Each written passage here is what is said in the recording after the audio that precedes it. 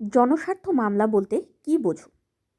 উত্তর: জনস্বার্থ মামলা বা পাবলিক ইন্টারেস্ট লিটিগেশন বা পিআইএল বা পিল হলো এমন একটি আইনি প্রক্রিয়া যার মাধ্যমে ক্ষতিগ্রস্ত ব্যক্তি ছাড়াও অন্য যে কোনো নাগরিক, সামাজিক সংগঠন বা আইনজীবী, এমনকি আদালত নিজেও স্ব-উদ্যোগে ব্যক্তিগত স্বার্থ নয় বরং বৃহত্তর জনসাধারণের, বিশেষত সমাজের দুর্বল, সুবিধাবঞ্চিত, অসমর্থ বা অসচেতন সাধারণ মানুষের স্বার্থ বা অধিকার রক্ষার উদ্দেশ্যে গুরুত্বপূর্ণ যে কোনো বিষয়, যেমন পরিবেশ দূষণ, মানবাধিকার লঙ্ঘন, সরকারি সম্পদের অপচয় বা দুর্নীতি, জনসেবার মান, সুশাসন বা জবাবদিহিতা প্রভৃতি বিষয় নিয়ে আদালতে আবেদন করতে পারেন।